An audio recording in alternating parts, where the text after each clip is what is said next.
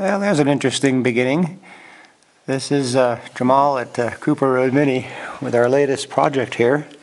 I'm going to show a couple of things as I talk about the interesting history of this car and this engine.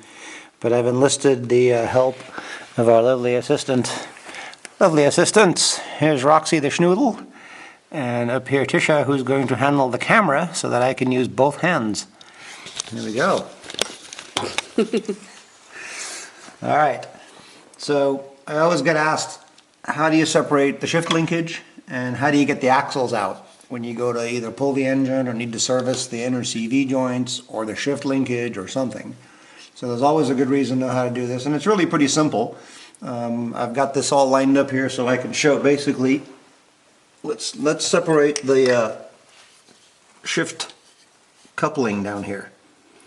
So I've already started this for the sake of the video, so I'm not hammering away trying to figure out how it's going to work. But basically, I've got it in third gear right now, which gives me a nice straight shot at the pin and enough room for it to come out of the coupling. So let's just knock that roll pin out. And for what we're doing, that's far enough because it's out of the shaft. And now we can pull away the shifter.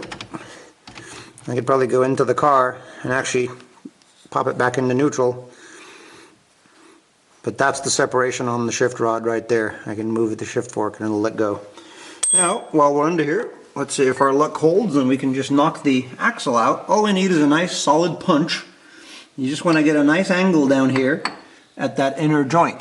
And you get the camera up in there and see up here where this punch is pointing. Good job. So once we have a nice clean shot at it like this, it just takes usually a solid little impact. Try to put the camera right in here because we're going to see this pop out, hopefully.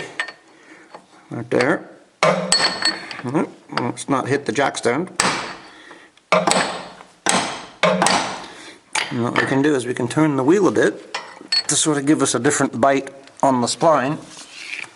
Let's roll that and start it right here.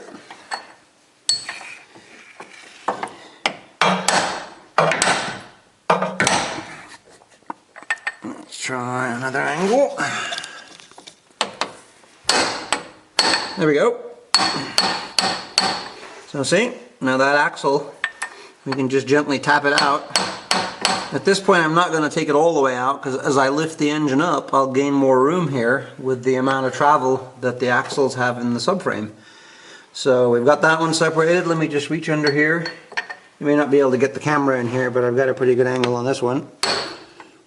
Okay, there we go. There's the second one. So I'm just going to back them out about a ½ inch, leaving another, less than an inch or so. So that as I start to lift the engine up, I can just reach under here and slide these off the splines, and the engine will be free from the axles. So that wasn't so bad. Interesting history on this car. I actually built this engine myself back in 2006. We shipped this from Minimania in April of 2006. And it's just, other than going through second gear, which a powerful engine will do, they're just not going to take the hard shifts for very long, unfortunately. It's in such great shape. It ran really, really good. It's nice and clean under here. There's really no leaks other than I made a bit of a mess, of course, taking the oil cooler pipes and things off. But this was such a nice running setup. Really neat to see it. It's going to be fun to take this apart. What, 8 years or more, almost 8 years now since I put it together originally, and see how it's held up in this car. We'll give some good updates here as we go. Back to work.